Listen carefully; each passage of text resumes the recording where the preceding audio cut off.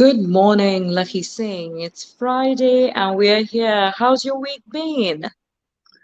It's been absolutely fantastic. How about yourself? It's been tiring, and that's why the shades, like I can't afford, it's so bright and it's so morning. A few hours of sleep, I would really appreciate it. But it is what it is at this point. I think VJ Sal, I think you got the VJ Sal look now because when he started the shows, he used to put on dark glasses as well sometimes. Yeah, I'm just following his footsteps, or maybe this is what it has been. He's trendy, and he's a trendsetter, and I'm a follower. So, Lakhi Singh, is it a fry? At my usual question, is it a fry yay or a fry nay for you today? Friday or Friday May. What does that mean? Fry yay or fry nay? All right, I see. It's always a Friday. Sorry? It's always a Friday. Okay, that's the spirit we are rooting for, Lucky. You get a fry yay from my side too. And I think it's fry yay for me as well. I can't wait for the week to end and can't wait for an 8 hour sleep. That's the only thing I'm looking forward to this weekend. All right. So, Lucky, we gotta jump straight to the quote of the day, which is the secret to your future lies in your routine. Do you think that this quote makes sense to you? Like, what are your opinions on this? So the secret to your success lies in your. I didn't quite hear it. Say it again. Sorry. Just say the quote again. I think I missed the last couple of The words. secret to your future lies in your routine. Like how you Mm. are in a personal, regular, day-to-day basis determines or paves the way for your future. Do you think it's true? I think it's definitely true. I think because I think you and myself, I think we're both quite a lot on social media. Quite a common quote is that it's the consistency that makes a person successful. So I suppose routine is a sort of like a slightly weaker word compared to something like being persistent, consistent, organized, timely, and disciplined. I suppose those are words that will probably support that word.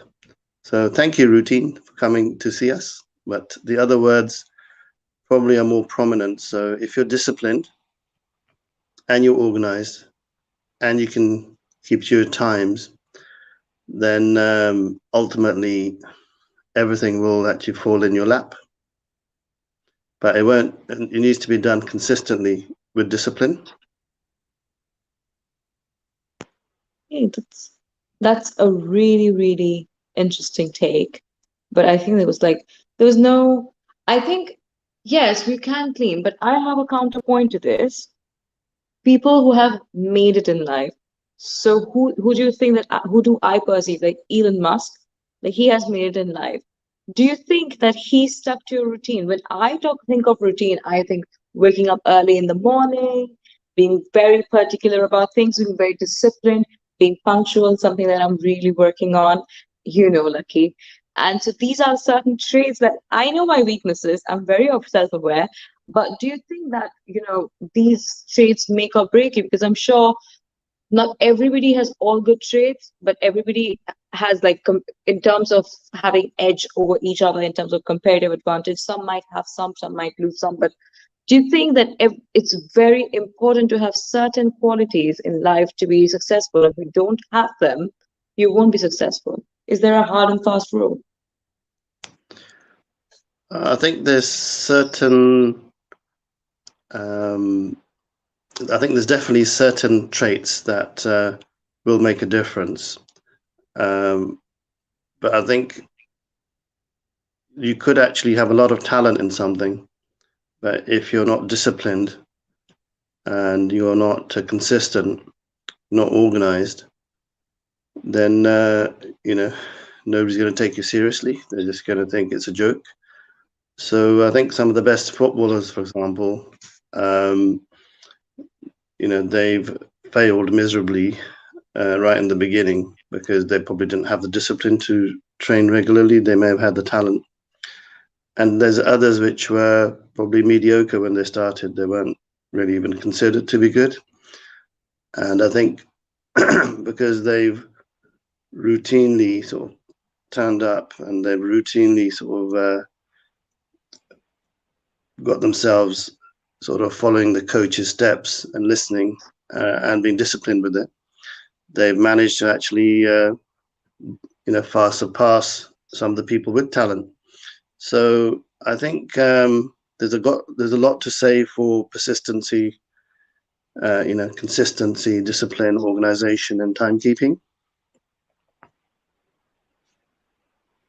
That's an interesting take. The only thing I use consistency is the key, and as a very important thing that you mentioned, social media, like who's active. I'm very active on social media in a very small scale.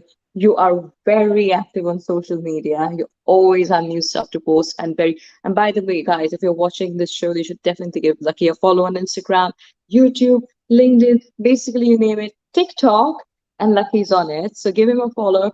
And I assure you won't be bored. Rest alone your evening, night, or whenever you follow him, it's gonna be made because he always has something to post, and he's a very good dancer, by the way. And so yeah, so consistently, if you keep posting, yeah, he's always dancing. Right since the age of 18, he has been like dancing, and it never stopped. And he's actually incredibly good at it. So that's a good pitch, Thank you very Lucky. much, I deserve Joanna. a chocolate later. Thanks. I'll pay you later.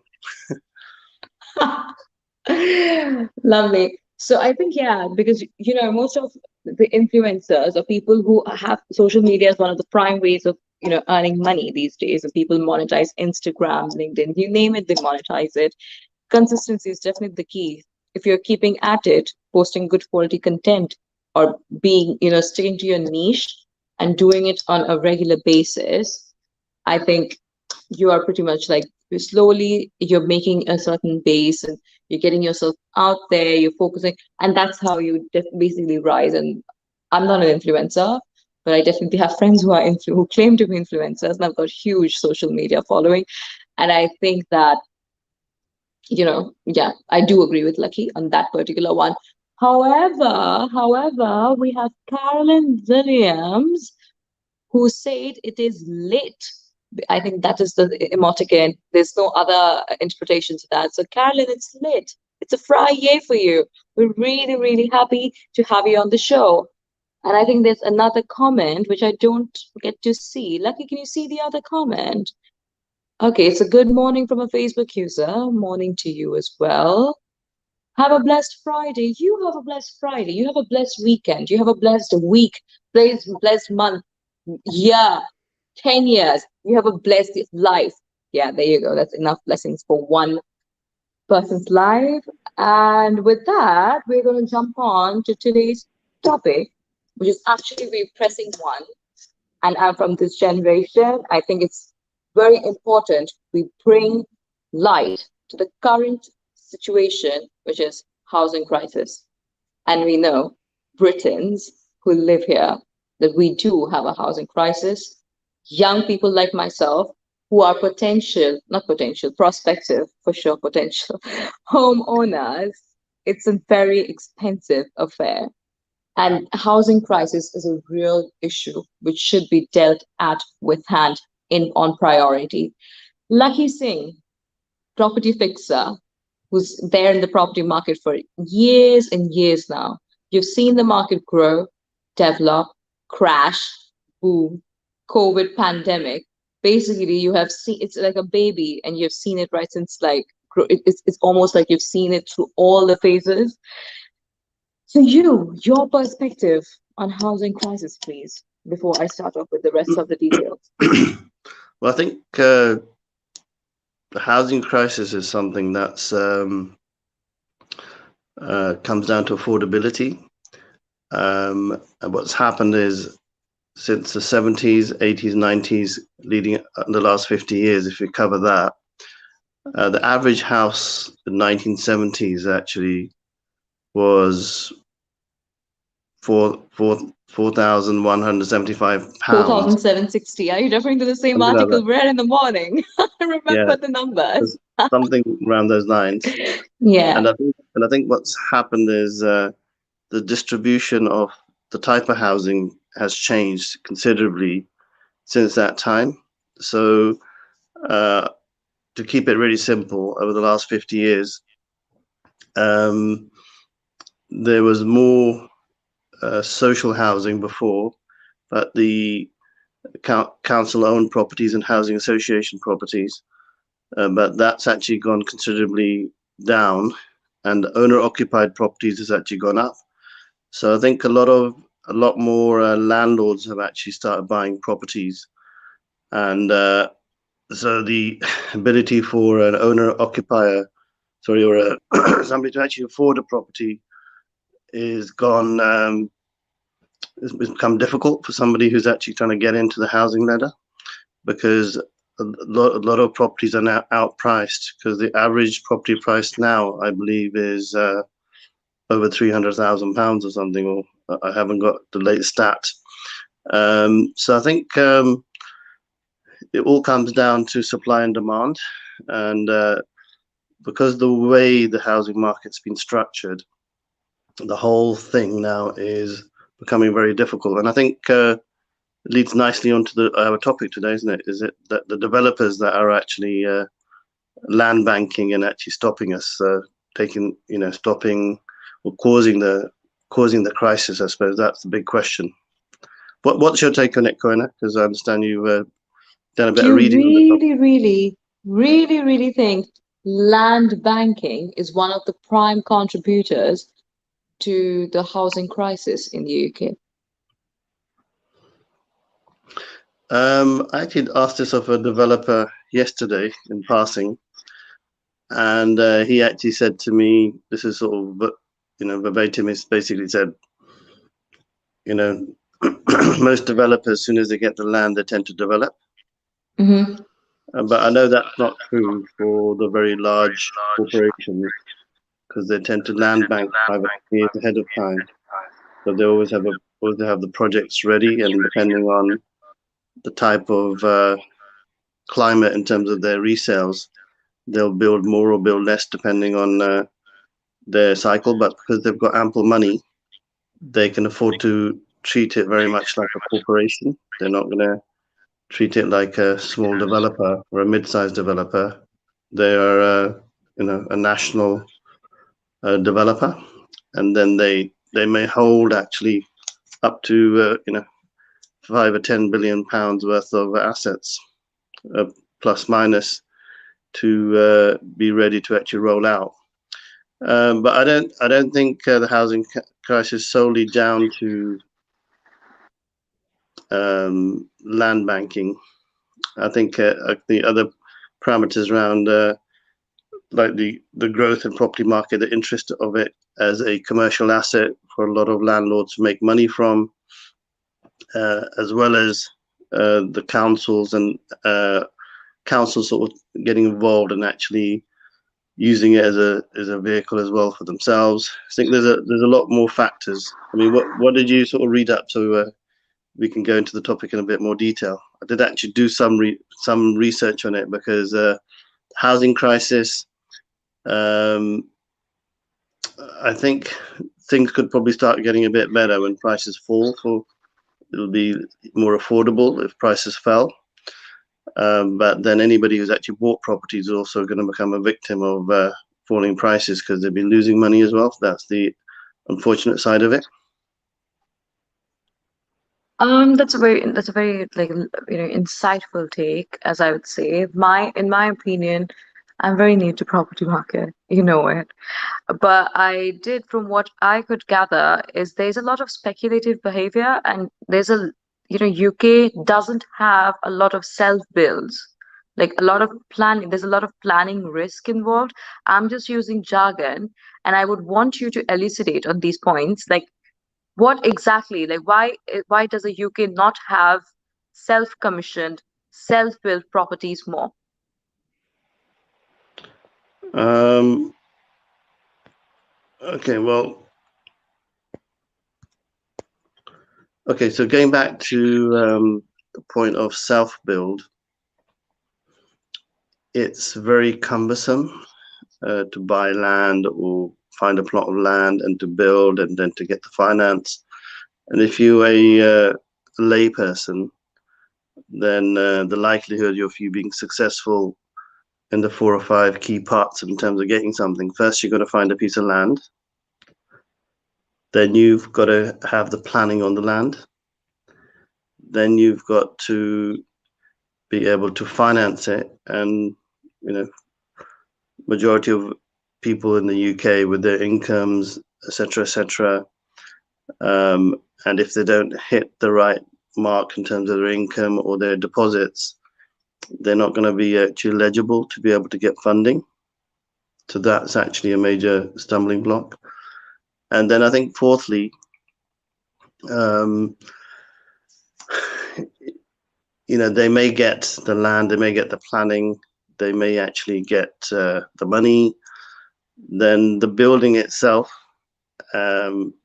actually, I mean, if you've ever dealt with builders, it's a bit of a nightmare. So if you don't have the right contractor and you don't structure it properly, there's a risk that they're going to take, builders may actually take money, may not deliver. So you got that risk as well. And I think lastly, the critical part of then is that you need to be having some sort of certification and HBC or other new certifications that have probably come about that I don't know about. And it's also, they've got to be regular checks by the councils at certain stages where you put lentils into your building to support the certain walls. And if you don't have that done properly, or they don't like what you've done because you're an amateur, and they cotton on to the fact that you're you may be doing a lot of self-building work yourself, and you may not have the expertise because you're short of money and you're trying to cut corners. So the regulatory checks, the sort of standard checks by the council to make sure it adheres to their structure for compliance with the way they do things, as well as the drawdowns from the lending arm, because if it's a slightly larger project, the banks or the specialist lenders for land actually give you 2-3 tranches of money, and if certain things don't pass or they don't really like what you're doing, there may be a problem there, so you could have a hitch. And thirdly, I think the biggest issue is going to be at the end, if you are not compliant with NHBC and your builders don't know how to be compliant with certification for a house to be a sort of rubber stamped as a quality house. Technically, that house is going to be uninhabitable, and it won't be something you can sell on. You may be able to live in it, but technically it won't be compliant. And then the money that was lent to you at the end, you may not be able to get a mortgage on that property, because a self-build loan is very different from a long-term loan. So unless you've got specific lenders that will give you money, which is actually more for a not from a self-build point of view, but it will be a long-term loan, but as a self-build loan combined. So if you've got that loan, then you're in the perfect position. So if you think about all those components, you can already see really how much of a hairy situation that can be. And the other thing is, because you're just building one house, this is the other point I was going to bring out today, which sort of came to me when I was thinking about this topic, is sitting on the way home yesterday, which is the cost of materials now is astronomical. Yeah. I don't know whether you've heard that the cost of wood now. Yep. Probably the same cost of, I think somebody's saying to me, I wasn't sure if they're being serious or whether it's a joke, that the cost of wood now is the same as the cost of gold. Jeez. I think they might have been joking, but I don't know. Maybe probably there's certain possible. types of wood which is very rare, and that probably does have a value. So I wouldn't be surprised, to be honest. So considering all those components, you can sort of see why it's not easy for an individual to be ticking all those boxes unless they're already in the property game and they've got some experience of actually buying, selling properties, refurbishing. So even then, a lot of larger lending arms which lend at a cheaper rate. I'm not sure whether a lot of people know this, but a lot of banks or development lending companies don't like to lend to anybody below 300 to 500,000 pounds because it's too small for them. Mm-hmm. And the secondly is that if you've got no experience as a builder, you haven't got a CV that shows you've built a property from the ground up, they won't lend money to you.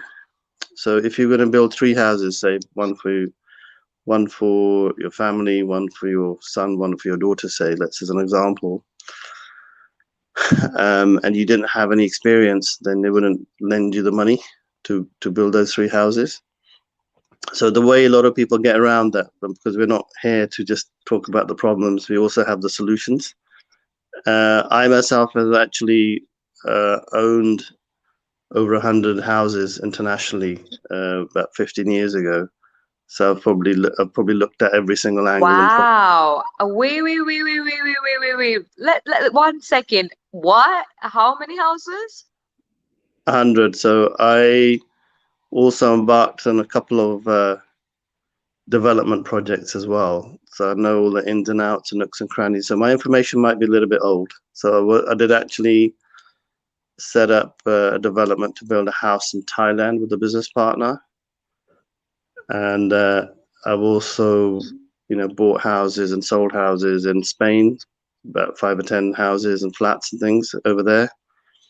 And I've embarked on sort of like so I've done sort of part refurbishment, part development projects, as well as a ground up project I did with a partner in Kent to build a house from ground up. We've got the land, so I know all the ins and outs of actually all of these things from that experience. That's good. Actually, one more component that I would like to ask you. I'm very new to the game. I don't understand most of, but one thing that I read in an article and I would like to see clarity, and I'm sure the viewers who are watching this, who are learning about this topic, would go back and do some research on their own, and they might come across a certain sentence in some of the articles that I've read, is developers, they do land bank, and then they build the houses at an very slow absorption rate and drip feed into the market according to the need, which in a way causes a supply strain in times of high demand. And that contributes a lot to the housing crisis as well, because they want the properties to, because they, of course, from a developer's point of view, you're really profit driven, and that's why you do the same. But do you think that this practice is ethical in terms of a country where young people, young people are struggling to be first time homeowners, owing to the highest average house prices in the history of Great Britain? I think from a social point of view, I think obviously it's very difficult for developers to be social, to help people and to make money at the same time, because they're run on a commercial basis, and if they didn't make money, they'd be out of business. So I think the larger corporations, the well-known brands, I think a lot of them, somewhat, they're forced to actually comply with social housing requirements. So technically, there's something called the Section 106, and there's lots of other local laws within certain boroughs and councils where or counties or regions where they have to comply with a certain amount of properties going out to social housing. So there's a formula for that. So every 10, I think it's after a certain amount of houses or a certain amount of flats or houses being built by the developer, normally flats, I think, they have to actually give X amount to the council. So technically, so the developers' hands are forced anyway, so they don't really have a choice. And so what a lot of larger developers do is they're quite clever in terms of getting land planning because they're experts in it. So what they do is they typically woo a council to get planning for things they may not be able to get planning for by offering them more social housing on certain sites. Mm-hmm. So that technically you could sort as commercial because they've got the planning now, but also indirectly it allows the housing, the council to hit their social housing targets to allow for more houses to be built by the way they actually do their planning. So yeah, that in itself is actually a topic.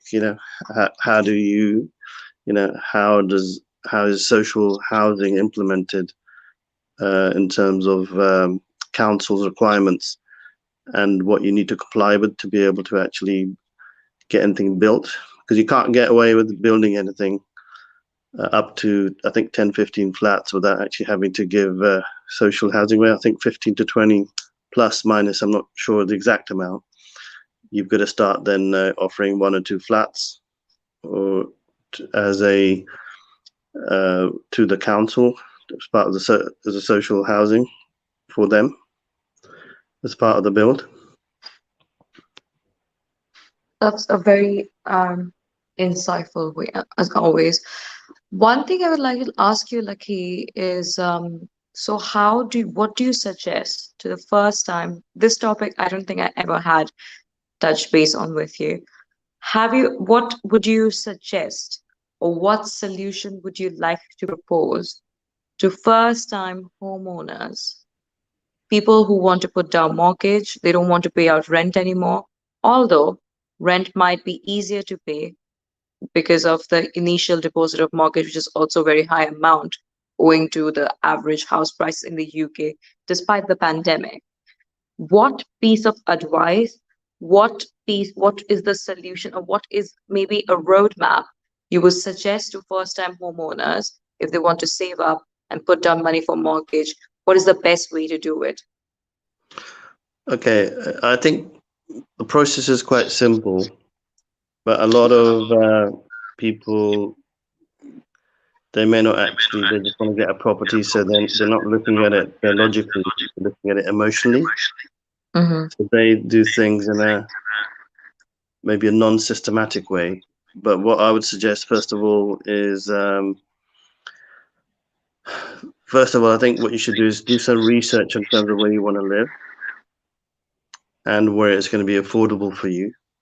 Because if you start looking in Chelsea and your budget is only you can only go up to about £200,000 or something, that's not really going to be easy to actually find anything there. So first thing is to actually just look at what are the areas you want to move into that maybe fit into your requirement because it's next to your job or next to your family, next to your kids' schools, all these sort of factors first. Then second thing is to then look at your finances. Are you employed? What's your income? If you're married, what's your partner's income, your wife's income, husband's income? Then once you've got an understanding of all of that, if you're self-employed, the rule is very different. It's not as easy to get a finance if you're self-employed. So that's the second part. The third part is that you need to go and see a qualified broker who understands all the different schemes out there based upon your situation, really. What is the income multiple for you to be able to get a mortgage? So if you're earning, let's say, between yourself and your spouse, £50,000, typically speaking, a bank will lend 4.5 times your income. So from that, you can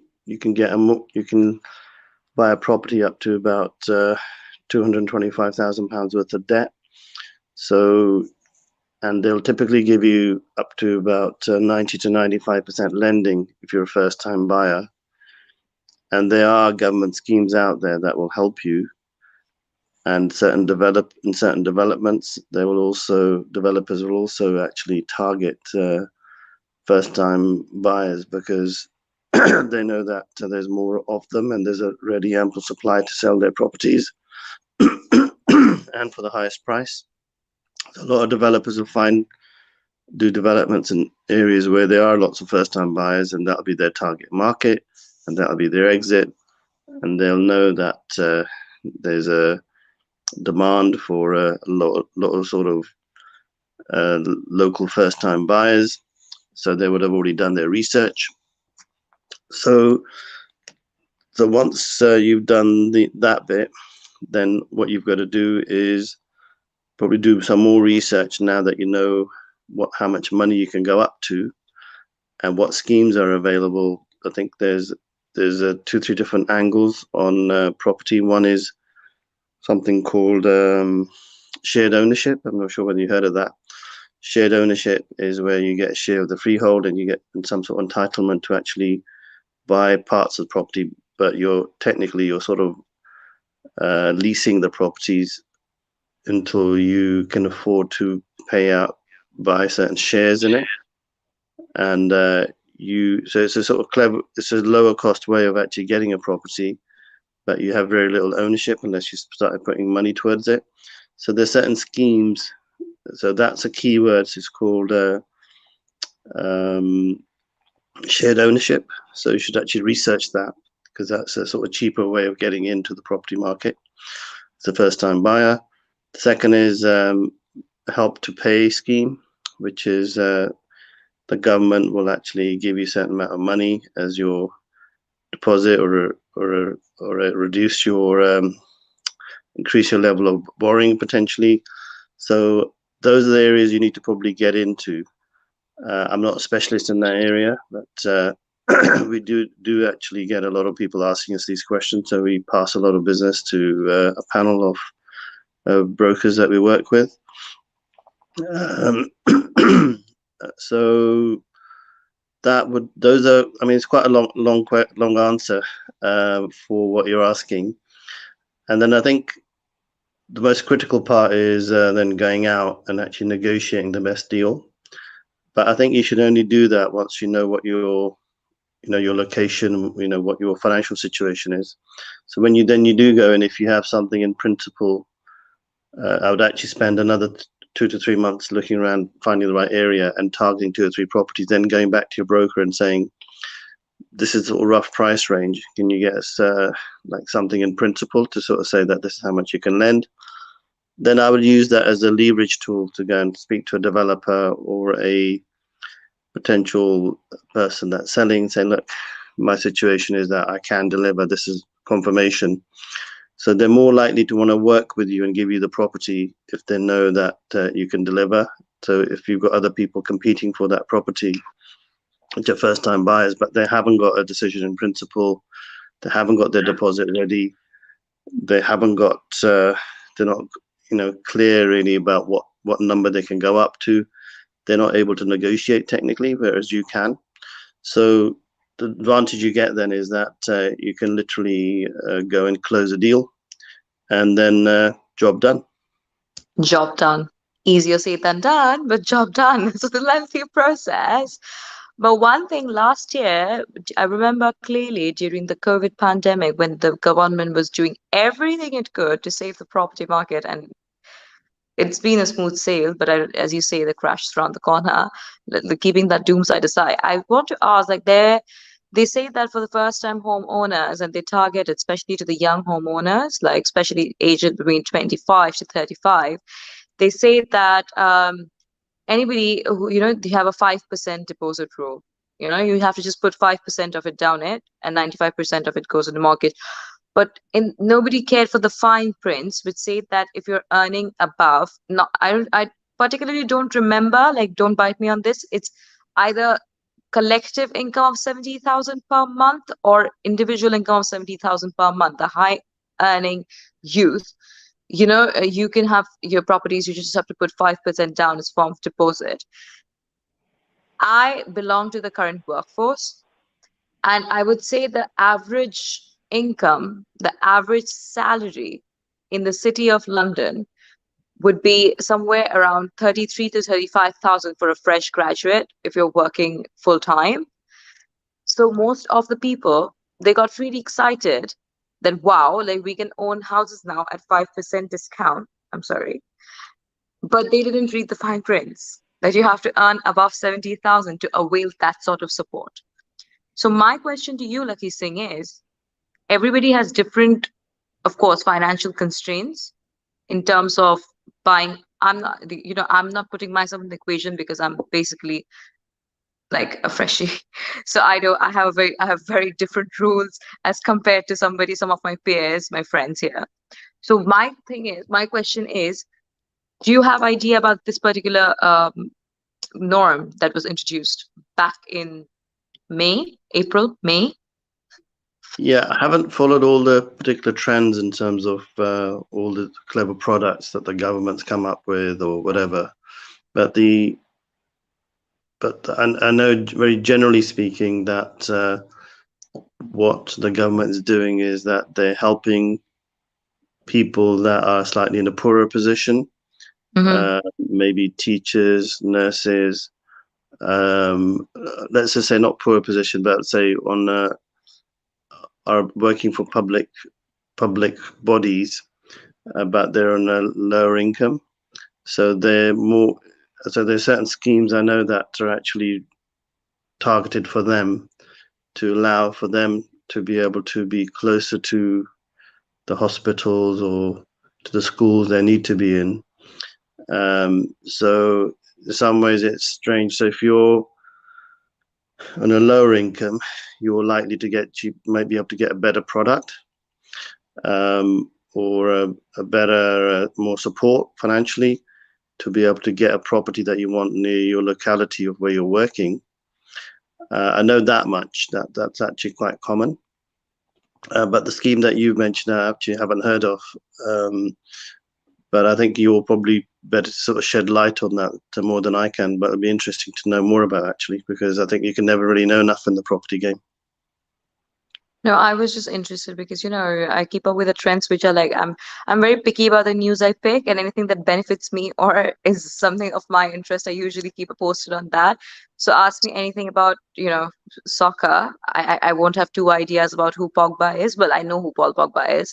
But yeah, if schemes like this come up, and if I do want to own a house someday very soon, because rent is as I say, okay, Lucky, one question that I have for you is, as from my point of view now, let's talk about a freshie point of view. So I will be renting out for the next, say, 2 to 3 years, for sure.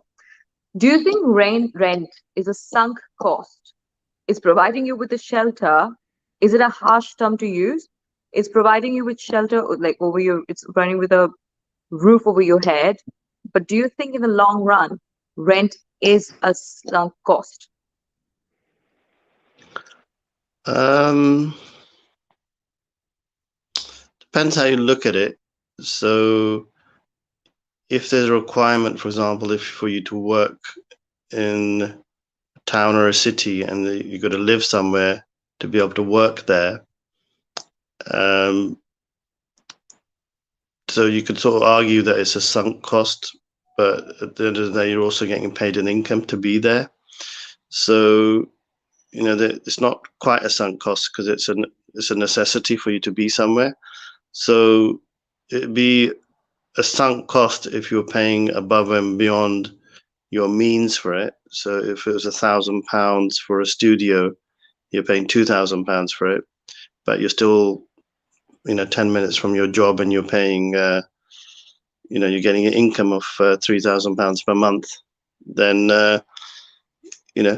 it's actually probably worth it. But if you're saying that a sunk cost compared to buying a house, yeah, you could argue it's a sunk cost, but it's all relative. It all depends on the area you're in, and then the cost you've got, and then the risk you've got of a mortgage. Because if you're out of a job, and you can't afford to pay your mortgage, you could also lose all the money you've invested. So it could be a bit like gambling, buying a property if your job is insecure.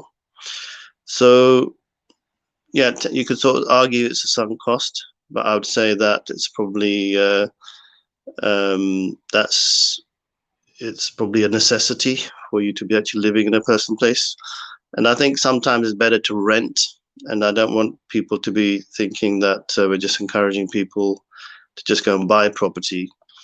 Buying property is good if it actually meets your needs or requirements, and then it ticks all the boxes financially for you. So I think either way is right. I think a lot of people choose to rent for the whole of their life, and then if they're renting cheap enough, they're making money otherwise from their employment and making money otherwise in the stock market or in Bitcoin or in having a wider portfolio, maybe investing into businesses or maybe investing into commodities or doing day trading on forex. So there's a million other ways of making money. So it all depends on how you look at these things. Yeah. So this one thing that we haven't touched upon, which I would say is the aging population. Most of the landlords, so I'm a lettings negotiator, and I come across a lot of landlords on a regular basis. And most of them are old. So factoring in the aging population, so do you think that housing crisis has got something to do with it? Okay, one question. I don't have any idea about this, and I might come off as dumb, but I'm sure most of you viewers, you have a question too. So yeah, I'm gonna take the bullet for you. I'm gonna take one for the team and ask this to Lucky. So what happens if somebody, say today XYZ, say Mr. John, who's 85, has only 5 days to live, is a landlord for 5 properties in Knightsbridge. He dies, doesn't have an heir to it. What happens to those properties? They're highly priced, prime location, Knightsbridge. What happens after Mr. John? So anything like that, if he hasn't done an inheritance and he's got no immediate family, then that actually gets taken by the state. So the state has the power of sale, and the money then goes to the government. Mm-hmm. And then they auctioned off, the usual. They get auctioned off and kept, or most likely to be sort of sold off, and then the money to actually go to the government. Interesting. But if you were to, if he had that level of property as well, if he had got a will, let's say, then I think there's about £365,000 worth of allowance, inheritance, and anything above that is taxed at about 20%. Yeah. And it's then actually then whatever the proceeds are after that go to the family. So it all comes down to sort of planning, will planning and trust planning. So a lot of people, I think there's a 7-year rule that if you already distributed a lot of the wealth before 7 years of dying, then it's non-taxable because it's already been given out as inheritance. So if the gentleman or lady had 5 kids, then the houses are worth all, let's just say, 5 million each, and they just sort of gave them one each, 5 million each. There would be no inheritance tax to pay. And they could probably get that direct to them. So that's how it works generally. Yeah. So any landlord who don't have children but have a lot of properties, I just want to put it out there, I'm up for adoption.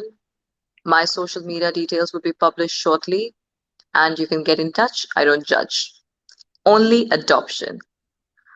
All right. So one thing, Lucky, do you think the aging population, because most of the landlords who own the prime properties in the prime locations are either international, like most of them are either international, because I've seen the trend. They're either from Saudi, from China, some of them from Australia. I see, Middle East getting a stronger hold as well in the current phase. Most of them who are nationals are British, are really ancient. Like they're almost, I shouldn't be saying such patronizing things on air, but like they're really, really old and contribute to a very separate set of demographics than what you and I compare to. Like Lucky's 18, I'm 20 something. I'm not gonna give the exact age. So, do does this have any bearing on the housing crisis that we have been discussing for the past 46 minutes? I don't really think so. I think the central London or London market is very, it's like a completely different market from any other market across the country. It's got a Mhm. very different set of dynamics because it's a bit like holding an expensive painting. You know that the you know that everything will keep its value even when prices fall. They'll probably come back up again 10 years later. So I think when large groups have come in internationally to hold property in the UK, it's primarily and they want trophy assets. So you could probably say that in some ways it's a positive thing because they're sprucing up a lot of the commercial assets or the residential assets in Mayfair. But I think it's a glitch, very small glitch in terms of how it affects anything else in the overall housing crisis. I would say it probably has no effect at all, I don't think. Brill. And to touch upon something that I recently learned, so I view a lot of modern stuff on Instagram. One of the new concepts that has come up is steel builds. Instead of cement, people are using steel to actually like make houses, and that's more sustainable, that's more eco-friendly apparently, because it's 2021, we're only having vegan food and pumpkin spice lattes and doing eco-friendly stuff because sustainable is the way to go, baby. But I need to ask, like, is the you mentioned, you briefly touched upon the astronomical prices. I like the word astronomical because that really shows the gravitas of the situation. Astronomical prices of the construction materials, but people are trying to make it more, not bougie, but trying to find easier replacements, like in terms of, just I mentioned steel, because I know in certain county parts of Essex, or maybe in certain parts of Hertfordshire, I've known that people who have started making not tree houses, like self-building houses using materials which are sustainable. At the same time, they're really cheap. So do you think that there are any scopes for this to happen in the city of London, where we both are, where most of the builds are Victorian, really old, really ancient. But if people have a space crunch firstly, but if there's a scope for new builds, do you think that they will consider the current methods, the current available options to optimize on the cost? Or will they go back to the same old conventional British setups? Okay, well, one of the critical factors in terms of how it's considered is when what type of market is. If it's for commercial or residential, everything comes down to surveying. So if it's a traditional build with concrete, then surveyors would know what boxes to tick, and lenders will want to lend based upon knowing the history or what's happening with that type of build. But if you've got a different type of build, say it's a modular home or a home made out of plastic or something, or made out of just concrete itself, because even concrete builds on their own sometimes are actually valued down because that's actually not also good. So anything that's non-standard is usually sort of looked down upon by the industry from a finance point of view. And if they're not 100% convinced that it's just as good as or better, then the person actually buying the property at the end, or the person that's trying to refinance it, or the organization that's trying to refinance it, may not actually be able to exit from that project easily. So if your objective with the developer was to build 30 flats using that material, and they're finding that in that area they can't sell the properties, some developers actually hold the properties and actually rent them out, or give them to a housing association, or restructure them in a different way. But if they find that they can't get the finance out from them because of the type of build, that's about the only problem I can see. But if that problem is bypassed, then I think other issues will come down to um, things like insulation, or if you've got the same quality of build in terms of maybe the noise reduction. So it'll just come down to sort of nominal things like that, but they may be considered critical for maybe the end user. So until we've better understood really what the customer experience is, so if it makes no difference at all in terms of the look and feel, nobody can see it, and it still looks and fits into a normal build, then I can see no problem with it. But that would be my answer. I see, because it's 2021. We are making a shift in all sorts of industry, with people like Greta Thunberg saying that we only have a few days left on this planet. The planet is drowning. We are dying. Like, there's a very popular meme, because I love memes. The very popular meme, like my 20s, basically our generation, 20s gone to a pandemic, 30s to a climate change. Basically, what is the point of life anymore? An existential crisis, quoting Kafka on that. I would say that, a major change is happening in every industry. Food industry, F&B. Everybody is now having plant-based food. Like, you're aware, right? Like, if you go to Nando's, you can have a plain old chicken burger, or you can have a chicken imitator, which is basically made of jackfruit and soya bean, so it tastes the same. So you can't tell the difference. It's more healthy, apparently, but it has got more carbon footprint than chicken. So yeah, logic. And then comes, in fashion industry, everybody's moving towards sustainable fashion. Basically, they're using clothes made up of grape. I know somebody who makes sneakers out of grapes. I'm not even kidding. I'm gonna send you the link. They make sneakers out of grapes, and everything is going more sustainable. In the property market, since there are people who think that they're the flag bearers of maybe bringing the change and being the change, do you think that, given how slow and how conventional the Great Britain property market is, if somebody wants to introduce the concept of steel builds in the center to save prices, or do self builds, not in the countryside but more towards planned zones, it will be accepted easily, or is it like a long fight ahead? Well, I think it's a bit of a technical issue, because personally I think if it's a steel build or a concrete build, it all comes down to whether it's going to be a risk for finance, or whether it's going to be a good enough build for the end customer.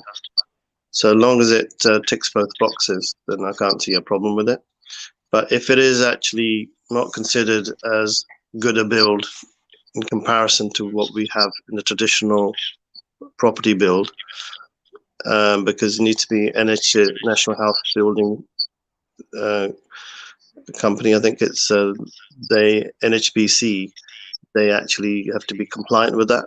So as long as it's compliant and it ticks the boxes. Could you elaborate the full form of NHBC? It's National Housing B for National Housing BC. I can't remember the names, but they are probably building and construction or something. I'm not sure what it is, but they basically, it's a well-known association. It's a bit like the BBC. It's a sort of a national institution that actually checks the house to see whether it complies with their standards, and then because basically you can't even get lending on a property unless it's not NHBC compliant.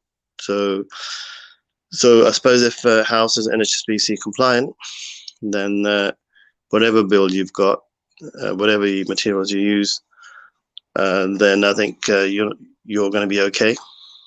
So then you can probably build it wherever you want. It could be London, wherever. So, but if somebody's already been built some of these steel houses or constructions, then they would actually know the end supply chain in terms of what happened right at the end and whether they are compliant and it'll work. So I presume they wouldn't be doing that if it wasn't compliant. So I can't really see any problem with it, but I'm not really an expert on steel frames. No, like you're saying, that's really progressive of you, and I hope that there are people in the council who are as progressive as you and are open to change, because change is uncomfortable, but again, change is the only constant in life, I think. Wow, that's a new quote. That's the quote for next weekend. We are gonna use the same. We're gonna discuss this. Change is the only constant in life. I have so much to say on it. Like I can go on for hours. We are on the 56th minute and 35th, 36th second. So quick pitch before we go off air is about the natural events, the signature awards for all the viewers. I know Lakhi Singh has been promoting it really hard, and I have been in the back burner of things as well. So, Lakhi, do you really want to talk about natural events, signature events, with a quick Well, 1 minute, 2 minute pitch? yeah, we've got a shout out to Linda Singh, who's on the show every 4 weeks or so, to say that you are out there, haven't been to any events, been in lockdown, you are a regular networker, enjoy going to business awards events, black tie, red carpet, four course, top speakers, then come and join Koena and I. Will be there at the Signature Awards in the Hilton Park Lane on the 5th of November, which is a Friday. So if you are into sort of going out to events and enjoy that, and like networking and meeting top business leaders, it'll definitely be a good place for you to mix and mingle. And Koena is the lady to know. She'll be there at the event. I'll be there. We'll be mixing and mingling. And also, if you've got a business that you think could be nominated, do go to Natural, and I think it's NACHURAL. NACHURAL. Every time I type that, Google's like, "Oh, girl, do you know English?" I'm like, it is what it is. So It's always the red Natural, line. which is I think it's the play on the word nutch, Yeah. natural.co.uk. You can actually go in and actually nominate an organization, either yourself, your own company, or you can nominate somebody else. So it's a fantastic opportunity for your company to be nominated and for you to attend or go and see people that are actually leading the way in entrepreneurship or business in the UK. So we've just had, I think, Linda just organized another event on The Friday. rest, guys, slide into my DMs or Lucky's. We'll definitely be able to assist you with the process and booking. And you never know, since you're coming through Lucky Singh, we might be able to give you some perks to be disclosed shortly as well. So follow us, like follow Lucky mainly. My account's private, but if you want to get in touch, I'm always down for a chat. And find us a National Signature Awards 2021 at the Hilton in Park Lane, Mayfair, 5th of November. All dressed up, dazzly, looking good, feeling good, trying to bring out those dresses. With that, we're in our last minute. It's been a very fruitful discussion, and I think it's been eclectic in the truest sense, because we have touched on topics which are really pertinent and are not discussed mainly on across many platforms that we're aware of. And I think I have to scoot, and I think Lucky you have to as well. So I'll see you next Friday with the quote, "Change is the only constant in life," because I'm fixated on that. And another pressing topic, answering all your property questions. And meanwhile, if you have any questions, you can reach out to Lucky Singh, the property fixer, on LinkedIn, Instagram, TikTok. The world's his oyster, really. So wherever, you just have to type Lucky Singh and you'll find his social media profile. With that, I'll take your leave. Thank you, Lucky, for being on the show. And yeah, Thank you, Koena. I this think, our cue to like skirt. okay, well, thank you, Koena, for hosting the show, and we look forward to catching up with you next Friday for a regular Lovely. Thanks. All right. Ciao. Bye. Yeah.